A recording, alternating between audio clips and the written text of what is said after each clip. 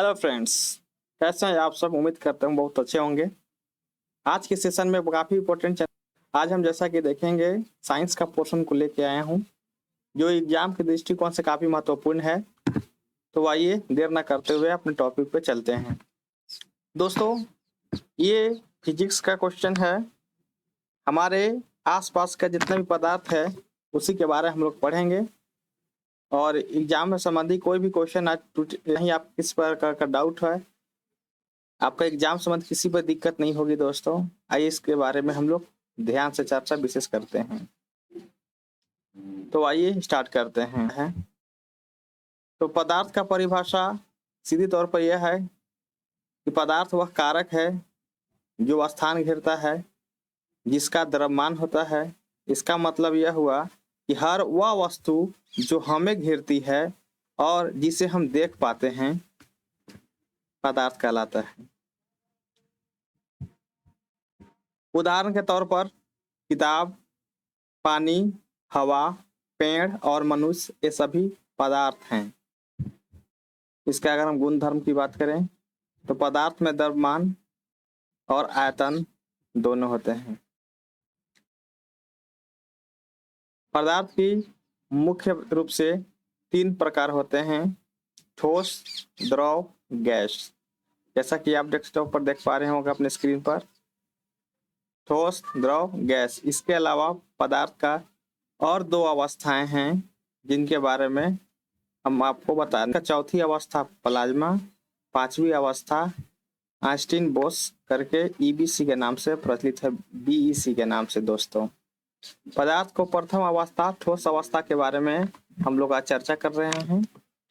कणों का संगठन ठोस अवस्था में कण आपस में बहुत पास होते हैं, यानी कि पदार्थ का वैसा अवस्था ठोस में जिसका आपसे के जो कण होंगे काफी मजबूती के साथ एक दूसरे के साथ बंधे होंगे, जुड़े हुए होंगे, इसीलिए उनका आपस में ठोस का निश्चित आकार और आयतन होता है। दोस्तों, ठोस कहलाता है। ठोस की विमाएं भी होती हैं। ठोस आपसी में काफी मजबूत आणविक बॉन्ड उनके पास होते हैं, यानी यदि पदार्थ का वैसा गुण जो काफी अपने आप में आणविक गुणधर्म से काफी मजबूती के साथ बंधे हुए रहते हैं, आपका ठोस का एग्जाम्पल होगा। तो इसी प्रकार आइए ठोस के गुण क्या है उसको हम देखते हैं। ठोस का आकार निश्चित होता है और उन्हें संपीड़ित कॉम्प्रेस नहीं किया जा सकता। कणों के बीच की गति बहुत कम होती है, वे अपनी जगह पर केवल कंपन वाइब्रेशन करते हैं। उदाहरण के तौर पर लकड़ी, पत्थर, बर्फ, लोहा इत्यादि। इसके बाद पदार्थ की दूसरी अवस्था लिक्विड स्टेट, द्रव अवस्था की हम लोग बात कर रहे हैं। द्रव अवस्था में कणों का संगठन जो रहेगा, द्रव में कण ठोस की तुलना में अधिक दूरी पर होते हैं, उनके बीच बल अपेक्षाकृत कम होता है। इस कारण द्रव का आकार निश्चित नहीं होता, लेकिन आयतन निश्चित होता है। द्रव का गुण जो है आपस में बहने वाले होते हैं, इन्हें तरल कहा जाता है। द्रवों को थोड़ा संपीड़ित किया जा सकता है। कणों के बीच हल्की गति होती है। उदाहरण के तौर पर पानी, दूध, तेल इत्यादि। गैस अवस्था के बारे में हम लोग आते हैं। गैस का जो अवस्था है, कणों का जो संगठन आपस में है एक दूसरे से बहुत दूर होते हैं और उनके बीच का जो बल होता है बहुत कमजोर होता है, इसलिए गैस का ना तो निश्चित आकार होता है न ही निश्चित आयतन। गुण इसका क्या होगा? गैस का जो फैल सकती है गैस से और इन्हें अत्यधिक संपीड़ित किया जा सकता है।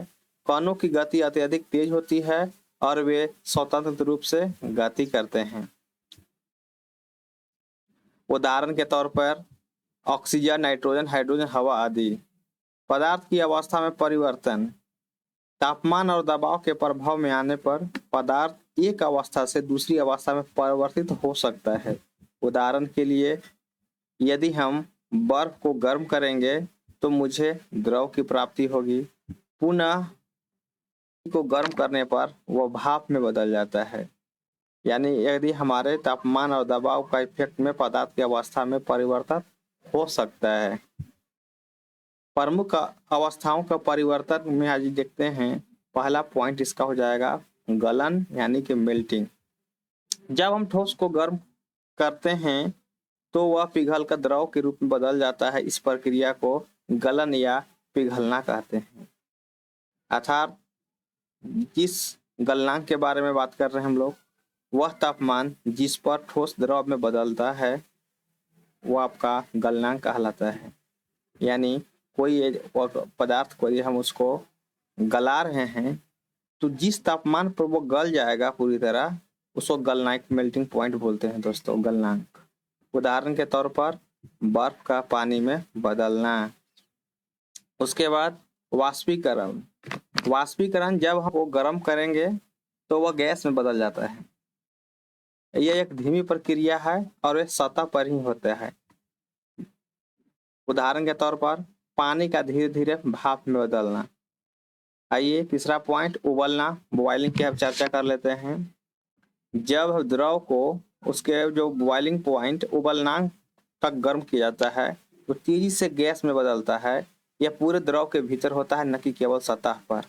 यानी कि जब कोई हम द्रव को गर्म करेंगे, अब गर्म करने के दौरान कुछ एक ऐसा पॉइंट, एक तापमान मुझे ऐसा मिलेगा कि वो अपने अवस्था द्रव से छोड़कर गैस परिवर्तन हो जाएगा, तो हम उस तापमान बॉइलिंग पॉइंट बोलेंगे। यह पूरी तरह से द्रव का पूरा इंटरनल पार्ट यानी कि भीतर में होता है, केवल उसको सतह पर नहीं होता है। उदाहरण के तौर पर पानी यदि 100 डिग्री पर उबाल कर हम लोग करेंगे तो वो भाप में परिवर्तित हो जाएगा। इसी तरह नेक्स्ट चौथा पॉइंट हम लोग के पास कंडेंसेशन, संघनन की बात करते हैं। ये टाइपिंग मिस्टेक दोस्तों हो गया है, संघनन होगा। जब गैस को हम ठंडा करेंगे तो वह द्रव के रूप में बदल जाती है और इसे संघनन कहते हैं। यानी जैसा कि आप जान रहे हैं कि समुद्र से पानी वाष्प के रूप में बादल के रूप में जाता है ऊपर। बादल को जब फिर से गैस को जब ठंडा होगा तब वो आपका पानी यानी बूंद का रूप लेगा। तो इसी दौरान जो वर्षा होती है तो यहाँ पे प्राकृतिक रूप से वह संघनन का काम होता है। यानी यहाँ पर जो पानी जो गर्म होकर ऊपर उठता है तो बादल में जाने के बाद उसको ठंडा करना के जो प्रक्रिया, जो पानी को फिर से बूंद का आकार देता है, वाष्प की प्रक्रिया को, वो संघनन होता है दोस्तों। उदाहरण के तौर पर भाप का पानी में बदलना, ये संघनन का एग्जाम्पल है। नेक्स्ट पॉइंट इसका हम देखेंगे ऊर्ध्वपातन, सब्लिमेशन। यानी कुछ ठोस सीधे गैस में परिवर्तित हो जाते हैं बिना द्रवावस्था में आए। इस प्रक्रिया को ऊर्ध्वपातन कहते हैं। जैसे कपूर को सीधे गैस में बदलना। कुछ ऐसा ठोस जो है यदि हम उसको गर्म करेंगे द्रव अवस्था नहीं बनेगा, सीधे गैस में परिवर्तित हो जाएगा। सीधा हम जानेंगे ऊर्ध्वपातन विधि द्वारा। इसके बाद नेक्स्ट जमना, फ्रीजिंग की बात करते हैं। जब हम द्रव को ठंडा करेंगे तो वो ठोस में बदल जाता है। इस प्रक्रिया को जमना कहते हैं। उदाहरण के तौर पर देखें तो पानी का बर्फ में बदलना। वाष्पीकरण को प्रभावित करने वाले कुछ कारक हैं, आइए उनके बारे में देख लेते हैं। दोस्तों यहाँ पे क्लास काफी डिटेल्स में आपको मिलेगी, अंत तक आप बने रहें कि खत्म करने के बाद इस टॉपिक संबंधित हम आपके लिए एमसीक्यू भी कराएंगे, जिससे आप अंत तक बने रहें। इस चैप्टर से संबंधित आपके प्रॉब्लम सदा के लिए खत्म हो जाएंगे, बशर्ते आप पूरा वीडियो को ध्यान से देखें। तो आइए आगे बढ़ते हैं। तो वाष्पीकरण वह प्रक्रिया है जिसमें द्रव धीरे धीरे गैस में बदलता है। इससे प्रभावित करना कुछ कारक है, जैसे सतह क्षेत्र, सरफेस एरिया।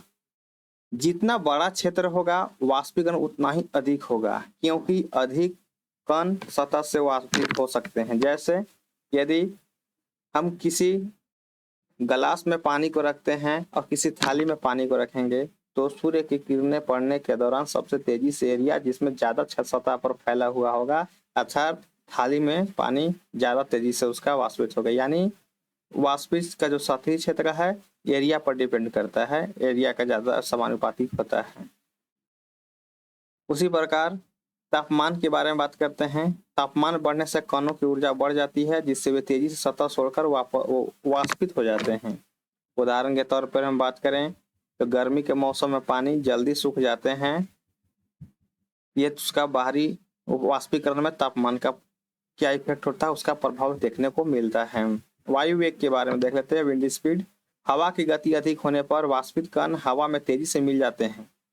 इस वाष्पीकरण की दर बढ़ जाती है। जैसे गर्मी के दिनों में, जैसे आप देखेंगे अगर गीले कपड़े पे बस अपने शरीर पर पहन के चलते हैं तो बाहरी उसका गति जो हवा का विंड स्पीड है उसकी वजह से वाष्पीकरण की दर बढ़ जाती है। जंगल में दोस्तों आपने सुना होगा कि जहाँ पर घने जंगल है बिन बादल बरसात हो जाया करते हैं, बिन मौसम बादल कहें तो कोई गलत राय नहीं होगा।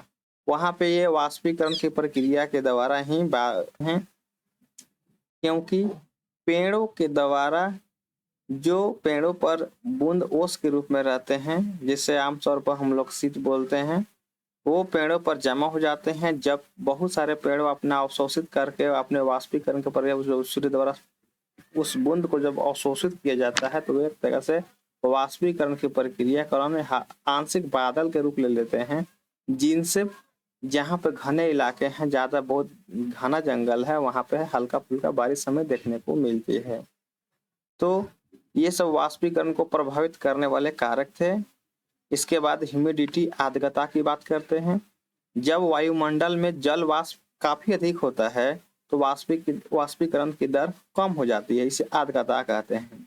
जैसे यदि आर्द्रता मौसम में रहेगा तो हमारे शरीर का पसीना काफी देर से सूखता है।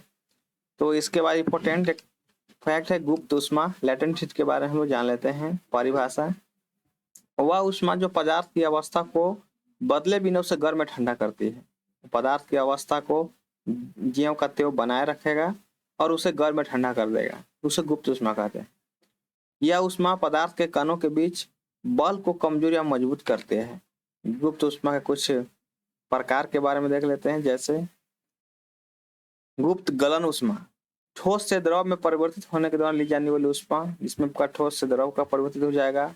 वाष्पीकरण के बारे में, द्रव से गैस में परिवर्तन के दौरान ली जाने वाली ऊष्मा गुप्त वाष्पीकरण ऊष्मा हो गया। दबाव और पदार्थ की अवस्था की बात करें, यदि किसी पदार्थ पर उसके बाहरी कारक जैसे तापमान, टेम्परेचर, तापमान, वायु, वाष्पीकरण, ये सब आपने देखा है, इसके साथ साथ जिस पर दबाव भी उस पर पड़े तो पदार्थ की अवस्था बदल सकती है। दबाव बढ़ाने पर गैस को द्रव में और फिर ठोस में बदला जा सकता है। उदाहरणतः गैसों को संपीड़ित कर लिक्विड पेट्रोलियम गैस एलपीजी बनाते हैं। दबाव करने पर जो उसमें अगर हम दबाव कम करेंगे तो ठोस को द्रव और फिर गैस में बदला जा सकता है। उदाहरण, ठंडे मौसम में गैस ठोस में जमती है, ये आपका दबाव का कारण है। अब जल का अद्वितीय गुण, यूनिक प्रॉपर्टीज ऑफ वाटर, ऐसा हम सब जानते हैं कि पानी एक ऐसा अद्वितीय पदार्थ है जो 3 अवस्था में पाया जाता है, जो हम लोग को देखने को मिलते हैं। बर्फ ठोस के रूप में, पानी द्रव के रूप में और गैस भाप के रूप में। पानी में गुप्त ऊष्मा की मात्राएं अधिक होती है, जिससे वह अपने तापमान को स्थिर बनाए रखता है। निष्कर्ष, इसी अध्याय में जो हम लोग का जो सेशन चला उसमें हम लोग ये सीखे कि द्रव की मुख्यतः 3 अवस्थाएं होती है, ठोस, द्रव और गैस। इन अवस्थाओं के गुण और उनके परिवर्तन के तरीके तापमान और दबाव पर निर्भर करते हैं। वाष्पीकरण, गलन, ऊर्ध्वपातन आदि अवस्थाओं के परिवर्तन रोजमर्रा के जीवन में देखे जा सकते हैं। तो आइए इस टॉपिक से संबंध जितना भी हम लोग और भी क्लियर कर लें ताकि हम लोग के दिमाग से छूटे ना। तो आइए इसका हम पॉइंट पर एमसीक्यू क्वेश्चन देख लेते हैं। तो आपके सामने पहला क्वेश्चन ये है कि हमारे चारों ओर के पदार्थ वह है जो खाली स्थान को फिलअप करना है, स्थान घेरता है और जिसका द्रव्यमान होता है, केवल ठोस होता है, केवल गैस होता है, आकार बदलता है।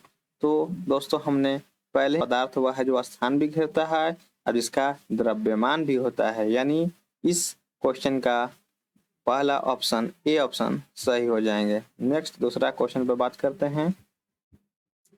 ठोस के कणों के बीच क्या होता है?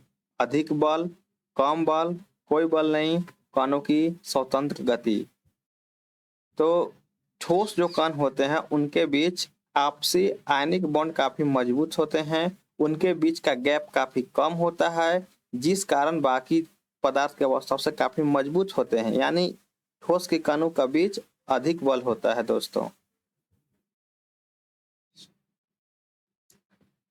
तीसरा क्वेश्चन, निम्नलिखित में कौन सा ठोस का गुण नहीं है? किसी भी ठोस का गुण क्या होगा?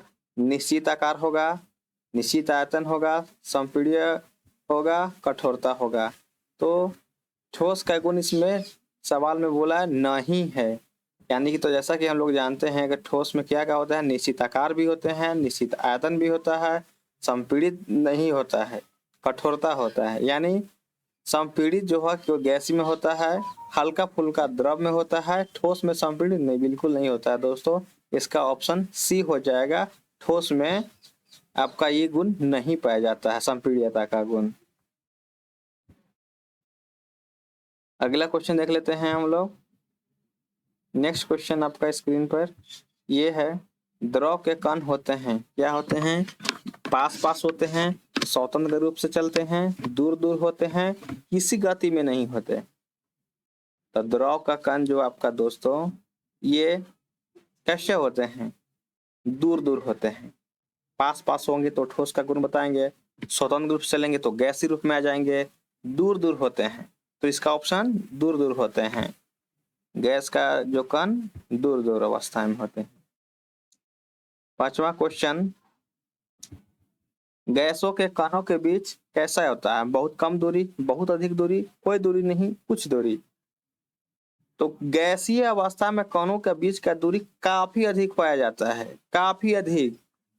इसी कारणवश गैस को स्वतंत्र अवस्था में पाया जाता है। गैस का आपसी जो दूरी है वो बहुत अधिक होता है। तो इस पांचवा क्वेश्चन का जो गैसों के कणों के बीच का दूरी बहुत अधिक दूरी हो जाएगा। नेक्स्ट क्वेश्चन छठा, निम्नलिखित में कौन सी अवस्था संपीड़ीय है? यानी ऐसा कौन सा अवस्था को हम लोग कंप्रेस कर सकते हैं? जैसा हमने ऊपर जाना, ठोस को तो आपसी सॉलिड होने की वजह से, काफी आयनिक बॉन्ड मजबूत होने की वजह से उसको हम संपीड़ित नहीं कर सकते, तो ये तो होगा नहीं। द्रव को हल्का फुल्का किया जा सकता है संपीड़ित, जबकि तीसरा का ऑप्शन है गैस।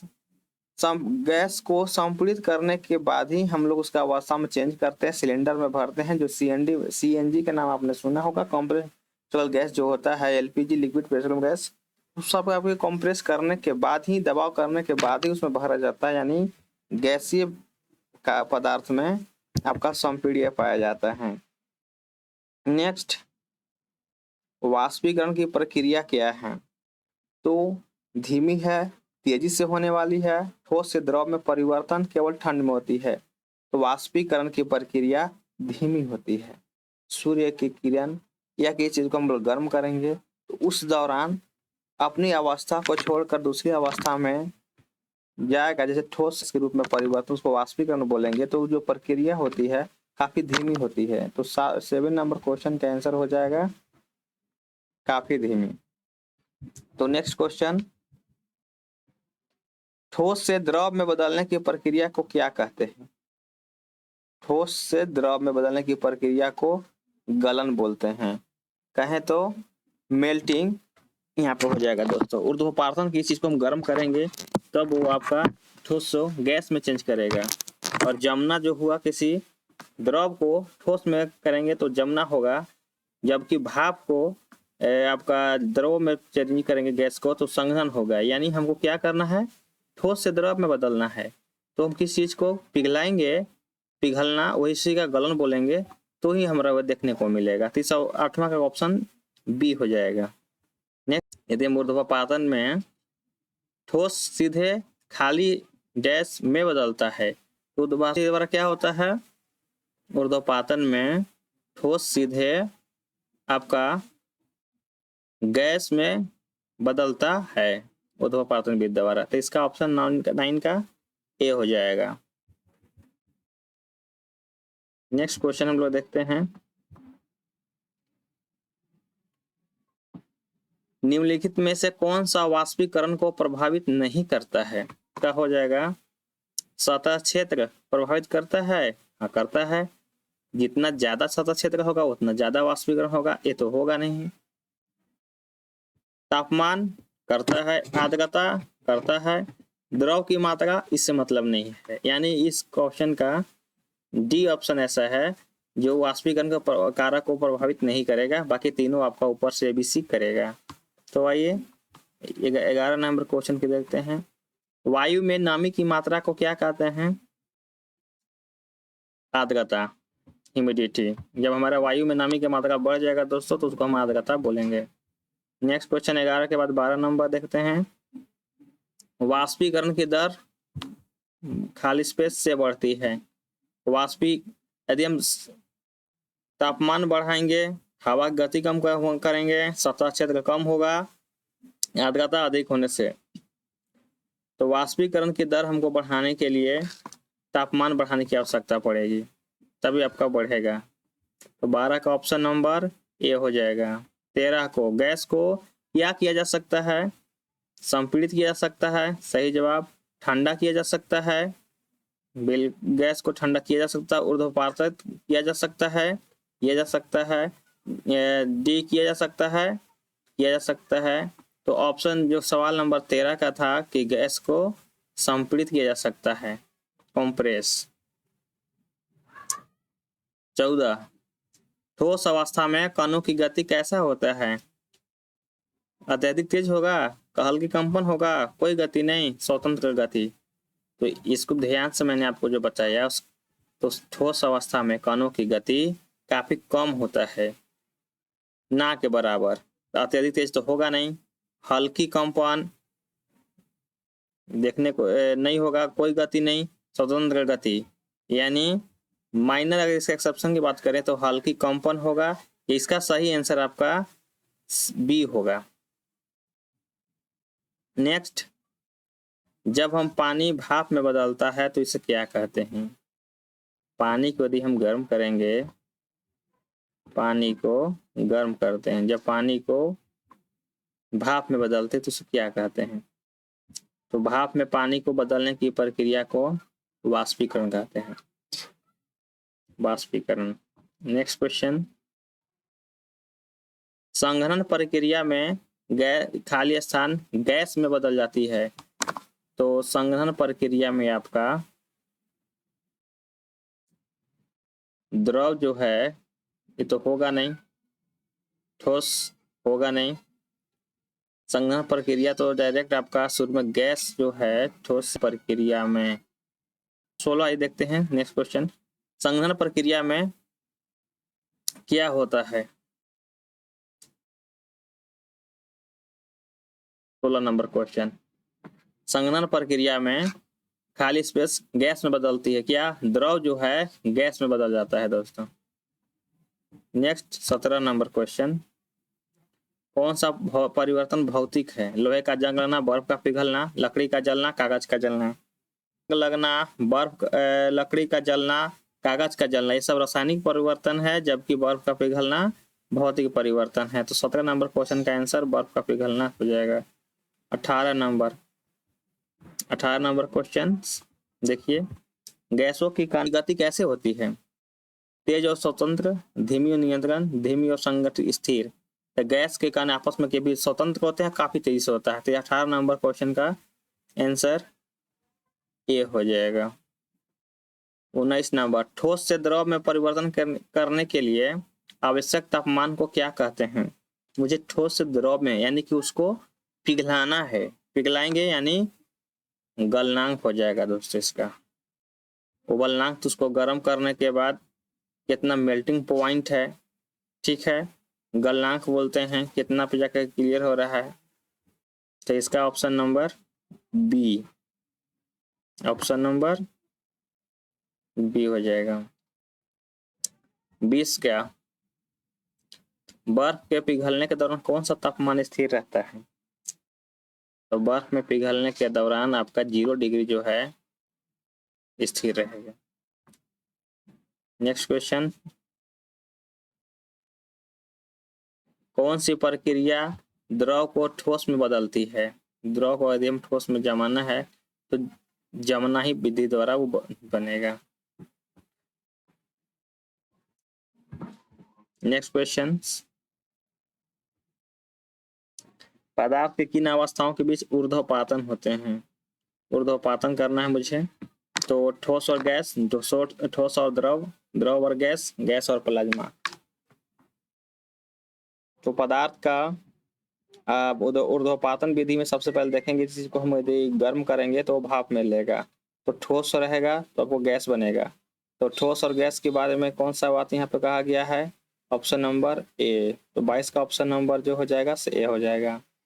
23 नंबर क्वेश्चन का क्या बोलता है? गैस का द्रव में परिवर्तन किस प्रक्रिया से होता है? गैस का द्रव में चेंजिंग हो रहा है, तो गैस को द्रव में बनाने के लिए उसको हम क्या करेंगे? संघनन करेंगे दोस्तों। क्या करेंगे? संघनन करेंगे, जिससे वो आपका